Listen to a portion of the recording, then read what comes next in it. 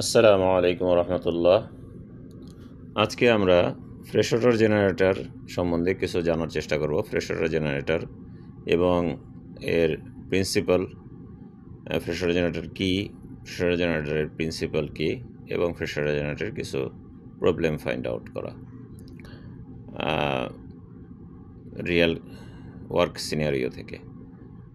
Fresh water generator যেটা fresh water generate করে, অর্থাৎ সল্ট ওয়াটার বা সি ওয়াটার থেকে ফ্রেশ ওয়াটার জেনারেট করে বা উৎপাদন করে। এই জন্য এই মেশিনটাকে ফ্রেশ ওয়াটার জেনারেটর বলা হয়। ফ্রেশ ওয়াটার জেনারেটর জাহাজে সাধারণত ভ্যাকুয়াম সিস্টেমের ভ্যাকুয়াম টাইপ ইউজ করা হয়, তো প্যাসেঞ্জার শিপে মেমব্রেন টাইপ ইউজ করা হয়। তো আমরা এখানে ভ্যাকুয়াম টাইপটাই আলোচনা করব। এটা কিভাবে কাজ করে এই সম্বন্ধে আমরা বিস্তারিত আলোচনা করার চেষ্টা করব ইনশাআল্লাহ। আচ্ছা, এখানে আমরা দেখতে পাচ্ছি যে ফ্রেশ ওয়াটার জেনারেটর।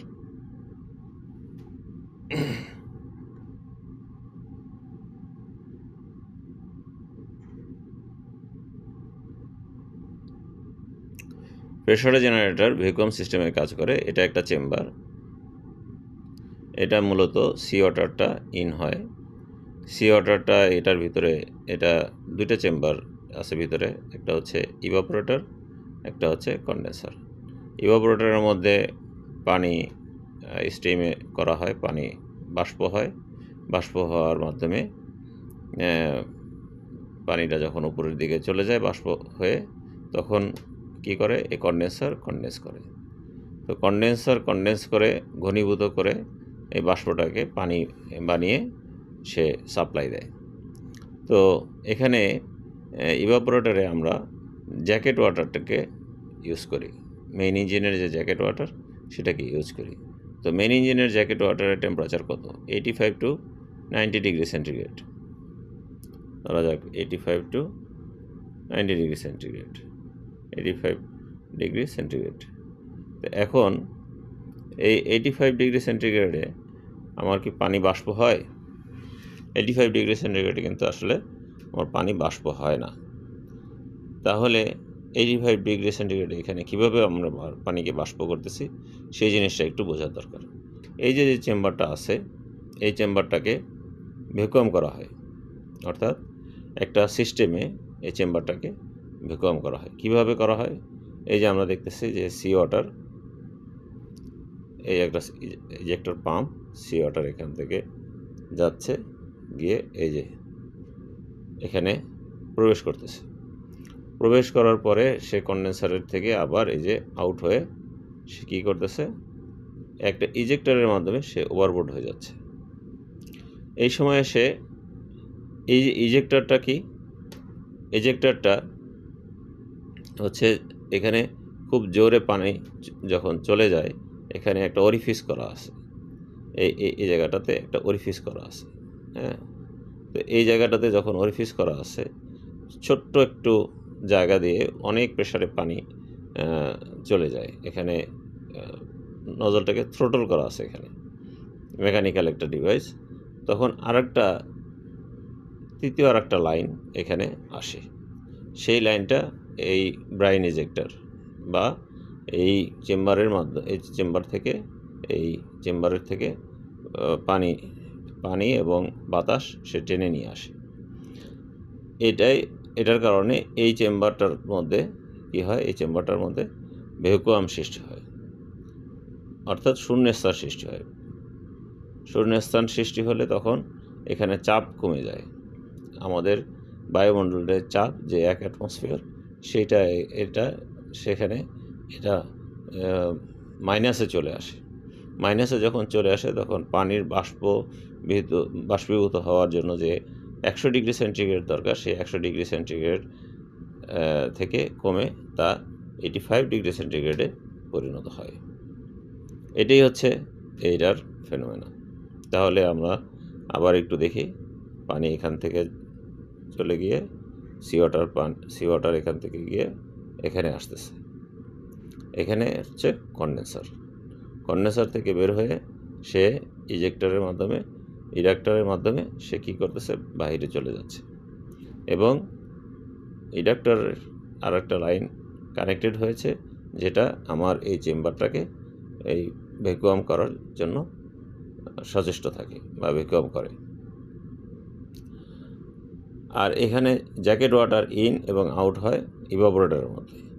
ইভাপোরেটরের মধ্যে এই যে সি ওয়াটার থেকে একটা ফিড লাইন আছে ইভাপোরেটরে চলে যায়, সেটা অল্প করে এখান থেকে কি করে পানিটা এরকমভাবে আমরা দিই যাতে সাইড গ্লাস, এখানে একটা সাইড গ্লাস আছে, এই সাইড গ্লাস দিয়ে যাতে পানিটা দেখা যায়, পানিটা এরকম করে ওভারফ্লো করে এখানে এই পর্যন্ত আসে, যাতে এটা কখনোই ড্রাই না থাকে, এটা এনশিওর করার জন্য পানিটা এখান থেকে ওভারফ্লো করে এই পর্যন্ত আসে, যাতে কখনও আমরা এটা ড্রাই না হয়, সেটাকে এনশিওর করার জন্য সাইড গ্লাসে আমরা পানি দেখতে পারি। এইভাবে আমরা সবসময় ফিডটাকে রাখি। তো যখন পানিটা বাষ্প হয় তখন সে কী করে, এখান দিয়ে বের হয়ে এখানে একটা কি আছে, ডেমিস্টার আছে, এখানে নেট আছে, নেট দেওয়া আছে, নেটটাকে ডেমিস্টার বলি, যাতে সি ওয়াটারের ড্রপলেট এখান দিয়ে না চলে যেতে পারে। তাই এখান দিয়ে যখন বাষ্পটা বের হয়ে আসতেছে এই চেম্বারের মধ্যে চলে আসতেছে, দেখেন এখানে একটা আলাদা করা আছে, একটা ডায়াফ্রামের মতো আলাদা করা আছে। যখন ডায়াফ্রাম মানে ডায়াফ্রাম বা পর্দা, তো এখানে যখন আসতেছে তখন যেহেতু এটা ঠান্ডা, এখানে ঘনীভূত হয়ে কনডেন্স হচ্ছে। কনডেন্সার বলতেছি আমরা কী জন্য, আর ইভাপোরেটর বলতেছি কী জন্য, এটা কিন্তু পানির স্টেটটাকে চেঞ্জ করে দিচ্ছে। হ্যাঁ, হিটারও বলতে পারতাম, হিটার বলতেছি না, কারণ এটা হচ্ছে ইভাপোরেট করতেছে, এই জন্য ইভাপোরেটর। আর এটাকে কিন্তু কুলারও বলা যেত, কিন্তু কুলার না, এটা হচ্ছে কনডেন্স করতেছে। হ্যাঁ, এই জন্য কনডেন্সার। কুলার এবং কনডেন্সারের মধ্যে পার্থক্য আছে, ইভাপোরেটর এবং হিটারের মধ্যে পার্থক্য আছে।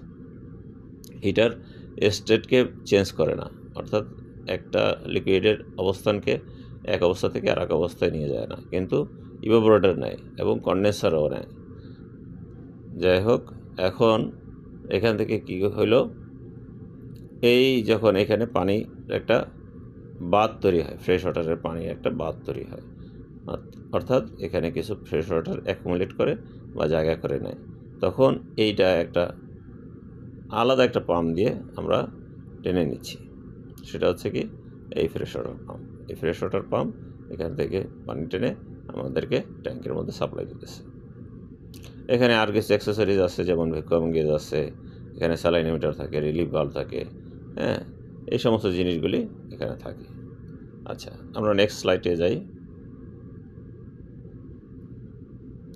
এই যে ফ্রেশ ওয়াটার জেনারেটর অনবোর্ড, এখানে আমরা দেখতে পাচ্ছি যে এটা হচ্ছে আমাদের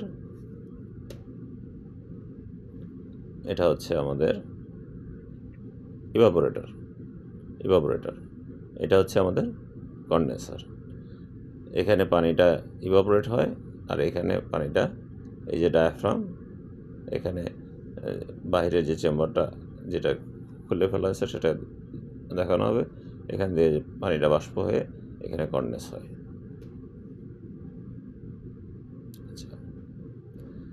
আচ্ছা, আমরা এই ওভারঅলিংটা প্রথম থেকে দেখি। এখানে কি কি ফল্ট আমরা পেয়েছি সেটা আমরা একটু আলোচনা করার চেষ্টা করব। আমরা দেখলাম এখানে কিছু প্লেটের মধ্যে, কিছু প্লেট না, এই কন্ডেন্সার এবং ইভাপোরেটরে এখানে কিন্তু ফাঁকা থাকে। হ্যাঁ, এখানে কিন্তু ফাঁকা থাকে। এই যে ওরিংটা এরকমভাবে দেওয়া আছে, আমরা যদি আরেকটু পিকচারটাকে বড় করি,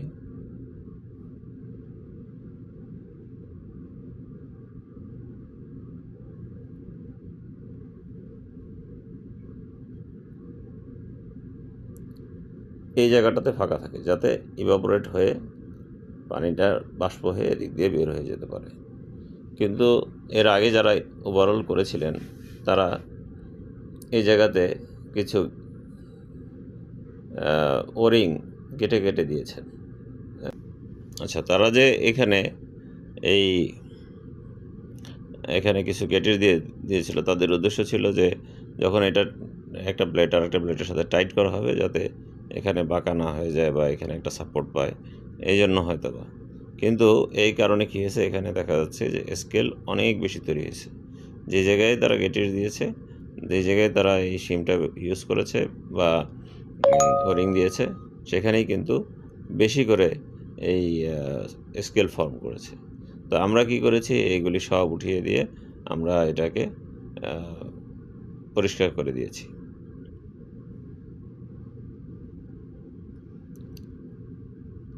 এই যে হচ্ছে আমাদের এই বাইরের যে চেম্বারটা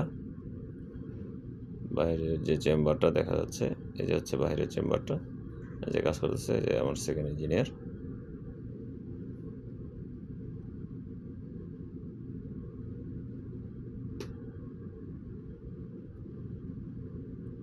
এটা ডিসকালেক্স দিয়ে আমরা পরিষ্কার করছি।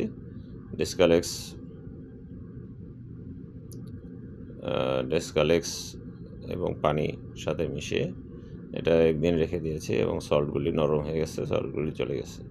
ডিসকালেক্স একটা ভালো একটা কেমিক্যাল, তবে ডিসকালেক্স কিন্তু ব্যবহার করার জন্য সতর্ক থাকতে হবে। অন্যান্য ক্ষেত্রে কিন্তু সি ওয়াটার ছাড়া অন্য কোনো ক্ষেত্রে ইউজ করা যাবে না। হ্যাঁ, স্কেলের জন্য ডিসকালেক্স সাধারণত কার্বন রিমুভও করে, কিন্তু সেদিকে মেটালের দিকে খেয়াল রাখতে হবে। এক্সপেরিমেন্ট করা যাবে না, আগে শিওর হয়ে নিতে হবে যে ডিসকালেক্সটা আসলে এই মেটালের জন্য উপযুক্ত কিনা। হ্যাঁ, দরকার হলে পরীক্ষা করে নিতে হবে। আচ্ছা, এবং কেমিক্যাল ইউজ করার সময় অবশ্যই আমাদেরকে পিপি, মাস্ক এবং গগলস, তার সাথে কেমিক্যাল যে আমাদের হ্যান্ড গ্লোভস আছে, প্লাস্টিকের যে হ্যান্ড গ্লোভস আছে রাবারের, সেটা ইউজ করতে হবে। এই প্রিপারেশনগুলি অবশ্যই নিতে হবে। এর মধ্যে ঝাঁঝালো একটা গন্ধ আসে, যেটা নাকে গেলে বা শরীরের মধ্যে গেলে সমস্যার সৃষ্টি করতে পারে, সেই দিকে একটু খেয়াল রাখতে হবে। আচ্ছা, এই গেল, এই যে আমাদের পরিষ্কার করতেছে এই যে ডেমিস্টারটা পরিষ্কার করা হচ্ছে। এই যে ডেমিস্টার দেখি, যদি ম্যাশ শুধুমাত্র নেট আর কি, জালি টাইপের। আচ্ছা, এই যে দেখতে পাচ্ছি আমরা ইভাপোরেটর চেম্বার। এখানে যখন আমরা করব তখন একটা প্লেট রেখে দিলে ভালো হয়, যাতে আমাদের বুঝতে সুবিধা হয়। এবং এখানে আরেকটা জিনিস একটু দেখাই, যদি আমরা কিন্তু প্লেটটাকে এই যে রশি দিয়ে বেঁধে রেখেছি ঢিলা করে, যাতে করে প্লেট এলোমেলো না হয়ে যায়। আবার যখন আমরা পরিষ্কারের পরে আবার যখন আমরা করব, সেখানে কিন্তু আমরা যাতে ভালোভাবে, মানে অর্ডারটা যাতে ঠিক থাকে, কোনো ধরনের যেন ব্যত্যয় না ঘটে।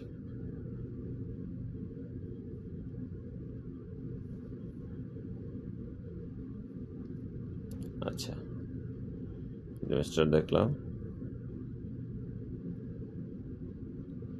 এই যে প্লেটগুলিকে রিঅ্যারেঞ্জ করা হচ্ছে। এটা কিন্তু আমরা যখন খুলেছি তখন কিন্তু আমরা মেপে নিয়েছি। তো অনেক সময় দেখা যায় যে এই যে স্টারের মাথা, এটা মাপা হয়, এটা না মেপে আমরা কিন্তু এটা মাপলে কিন্তু অনেক সময় ঠিক থাকে না। হ্যাঁ, এটা বোঝা যায় না।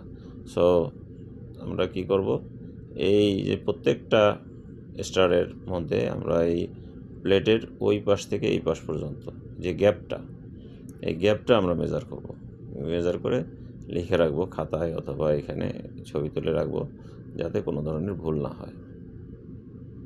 পরবর্তীতে এটা আমাদের একটা রেফারেন্স হিসেবে কাজ করবে। এটা থেকে বেশি বা কম হতে পারে, এই ডিপেন্ডস, এটা কোনো সমস্যা না। আচ্ছা, পরিষ্কার করা হচ্ছে সুন্দর করে। যে ওরিংগুলি সমস্যা আছে তা আবার গুলো দিয়ে লাগানো হয়েছে। আচ্ছা, এখন এখানে আমরা দেখতে পাচ্ছি, এখানে যদি আমরা একটু দেখি, এটা কিন্তু আমার ইভাপোরেটর। এখান দিয়ে পানি যে লিক করতেছে, এটা আরেকটু টাইট করে দেওয়া হয়েছে। টাইট করলে এই পানির লিকটা কিন্তু বন্ধ হয়ে যায়।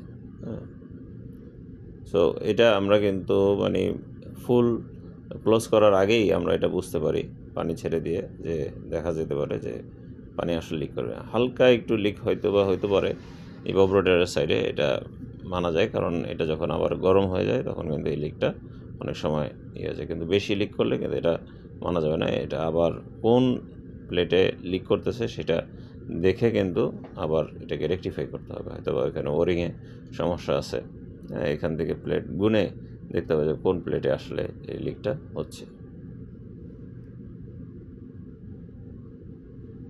আচ্ছা, এই যে কাজ করা হচ্ছে, এখানে আমরা দেখতে পাচ্ছি ইভাপোরেটরে যে জ্যাকেটের লাইন যাচ্ছে, এটা জ্যাকেট ইন, এটা জ্যাকেট আউট, এটা হচ্ছে সি ওয়াটার ইন, এটা হচ্ছে সি ওয়াটার আউট।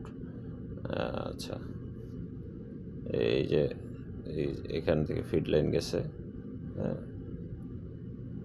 কন্ডেন্সারের মধ্যে এই লাইনগুলি আছে, এটা দেখলেই মোটামুটি বোঝা যাবে।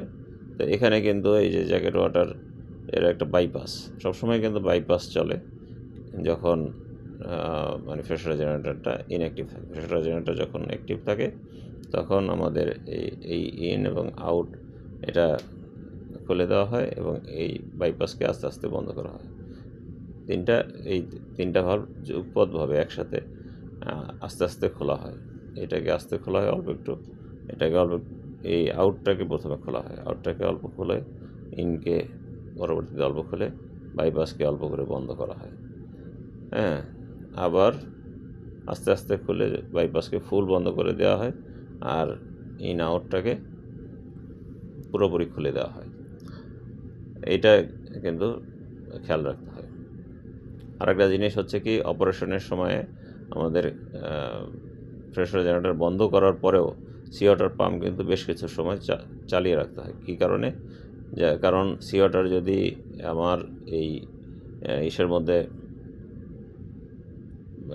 কুলিংয়ের জন্য ইউজ না করা হয়, তখন কিন্তু এখানে যেই সি ওয়াটারটা থাকবে, এখানে যে সি ওয়াটারটা থাকবে সেটা কিন্তু প্রচুর পরিমাণে স্কেল তৈরি করবে। সেটা কিন্তু ইভাপোরেটরের মধ্যে প্রচুর পরিমাণে স্কেল তৈরি করবে। এই কারণে আমাদের সি ওয়াটারটা বেশ কিছু সময়, আধা ঘন্টা 1 ঘন্টার মতো চালিয়ে এটাকে এনশিওর করতে হবে যে এটা ঠান্ডা হয়েছে, তখন আমরা সি ওয়াটার পাম্পটাকে বন্ধ করতে পারব। আচ্ছা,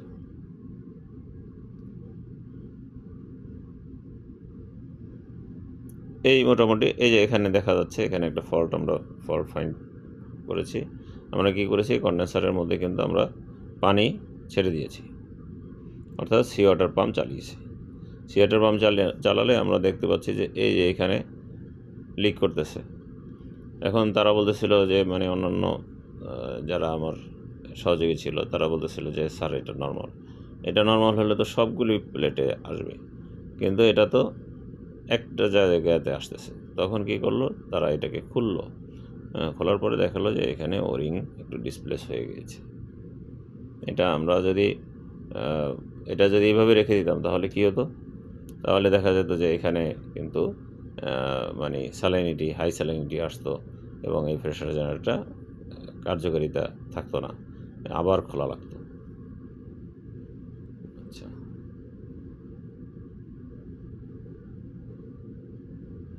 এই যে ওরিংটা, এটা ওই প্লেটটা খোলার পরে দেখা গেছে যে এখানে ওরিং যে এরকম অবস্থা, এই যে এরকম অবস্থা, এই যে ওরিংটা ডিসপ্লেস হয়ে গিয়েছে। এটাকে আবার গুলো দিয়ে লাগিয়ে আবার ঠিক করা হয়েছে।